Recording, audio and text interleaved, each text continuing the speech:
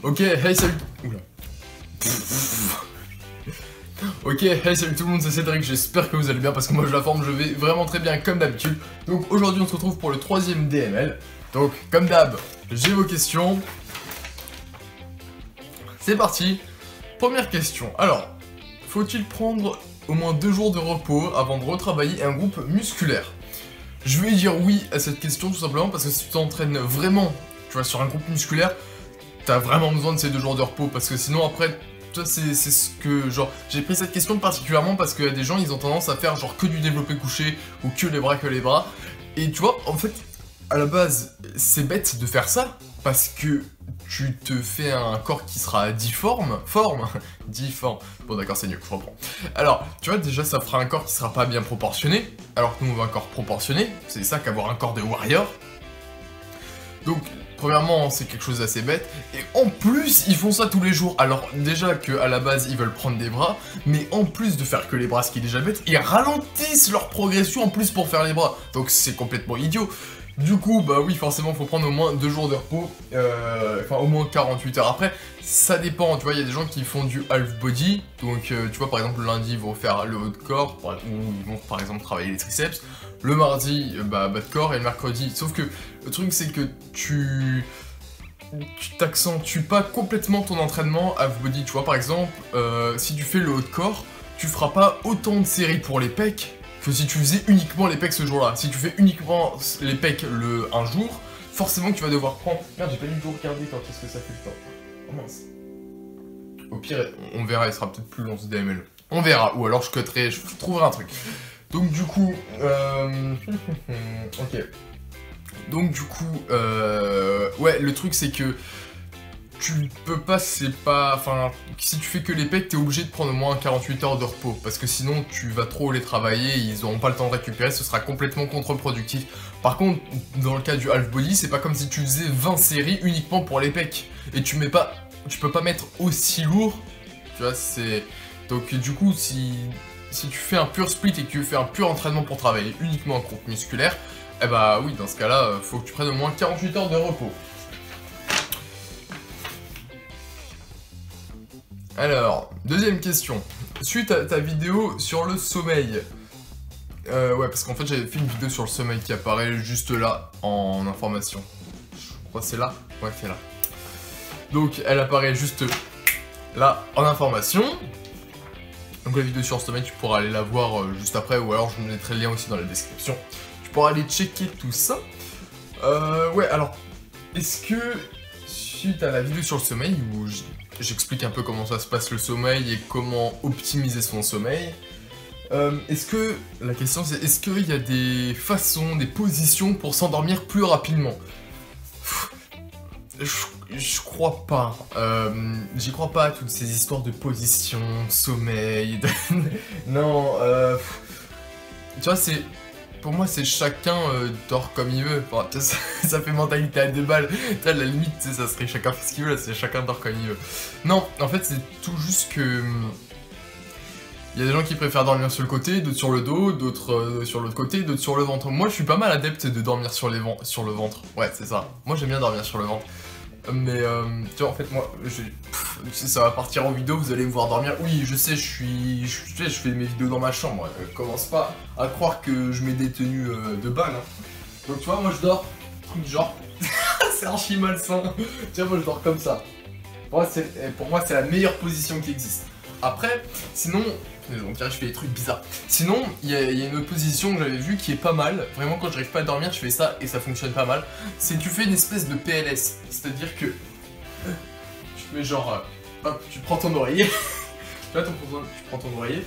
Tu mets genre le bras droit en dessous parce qu'il semblerait que ce soit mieux de dormir du côté droit selon les organes et tout. Bon ça j'y crois que moyennement.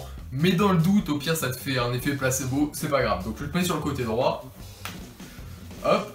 Ou gauche si tes organes sont naturellement plus à droite, parce qu'il y a des gens, hein, ils naissent, au lieu d'avoir le cœur à gauche, ils l'ont à droite. Enfin bon, on s'en fout. Donc à droite ou à gauche, selon comment t'es constitué. Et tu mets donc le bras droit ou le bras gauche. Bon, je vais faire pour les droitiers. Et vas-y, je commence à péter les câbles, c'est n'importe quoi. Ok, donc tu mets le bras droit comme ça. Ensuite, tu fais un truc genre en mode PLS, genre jambe droite tendue, jambe gauche au-dessus là. Et la main gauche, bah... Tu la mets où tu veux. Non, moi, je la mets comme ça, ou voilà, tu vois. Et je vais pas m'endormir en pleine vidéo, sinon ça va être n'importe quoi, j'aurai pas le temps de répondre aux questions. Mais par contre, dans tous les cas, ce que vous devez faire, toujours, c'est avoir un oreiller. Parce que... je me positionne bien. Quand... ouais, en fait, faut toujours avoir un oreiller, parce que ça permet de conserver l'alignement tête, colonne vertébrale, tout ça. Et sinon, c'est pas bon. Après, il y en a surtout besoin quand tu dors sur le côté. Quand tu dors sur le côté, il faut vraiment garder cet alignement-là. Parce que sinon, t'es comme ça. Mais quand t'es sur le ventre, il y en a moins besoin. Et sur le côté, ouais, il y a besoin. Alors... Voilà, c'est à peu près tout ce que j'avais à dire. Il me reste quoi, 3 minutes? Truc dans le genre. Ça va. Je crois que j'ai plutôt bien géré mon temps. Je verrai après de toute façon. Alors, troisième question. On voit Arnold pousser nu.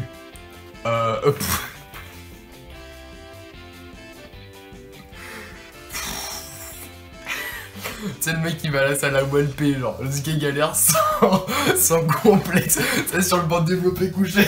Non, ou alors le squat, c'est comme ça te compresse. Ah putain, c'est n'importe quoi. Oh là là. Dommage que je me sois juré de pas mettre de quête sur ces vidéos-là. Ah mon dieu. Ok. Donc, on voit Arnold pousser pieds nus, pas tout nu. Pieds nus, c'est-à-dire les pieds nus quoi. Ouais, alors est-ce que c'est bien? Voilà, c'est ça la question, parce que c'est vrai que par exemple dans le reportage ou même parfois on voit des mecs un peu bourrins pousser pieds nus. Et est-ce que c'est bien? Alors, moi je vais répondre à cette question simplement. Je pense que oui, c'est bien. Pour ma part, je le fais pas souvent, parce que tu vois dans les salles se balader pieds nus... Ça fait un peu gros blédard.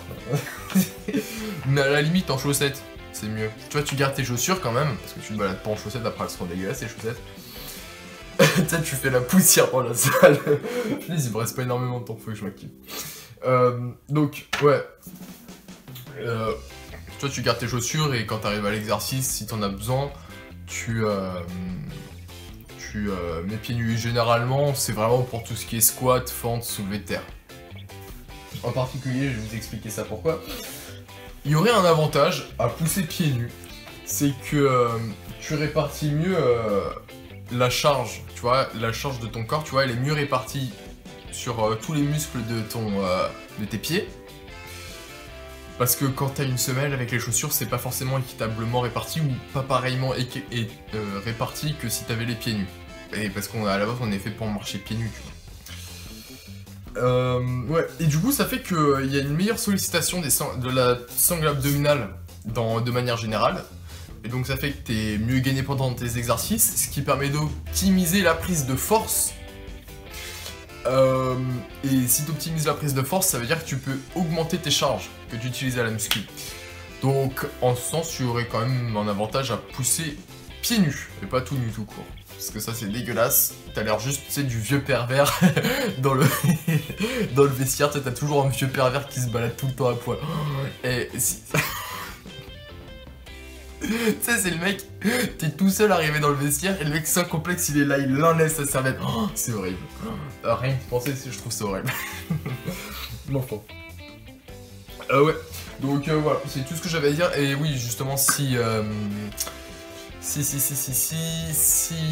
vous poussez pas pieds nus, je vous conseille quand même d'avoir des chaussures avec une semelle ferme. Voilà, c'est ça. Puis j'arrive plus à trouver mes mots. Donc, si vous poussez pas pieds nus, veillez à avoir une semelle ferme. Punaise, je vais pas y arriver. Donc, je vais pas la répéter 15 fois. Donc, si vous poussez pieds nus, veillez à avoir une semelle ferme. Et ouais, c'est-à-dire qu'en fait, du coup, les chaussures de running, par exemple, tu sais, les chaussures ou les chaussures de tennis, ça va pas. Vraiment, quand je vois des mecs faire du squat ou même du soulevé de terre avec des chaussures de tennis, vraiment, je vois leurs pieds, je vois leurs chevilles, c'est... Ouais, c'est chaud quand même. Ouais, ça, c'est chaud, ça, je connais ça, c'est chaud. Voilà, donc c'est à peu près tout ce que j'avais à dire.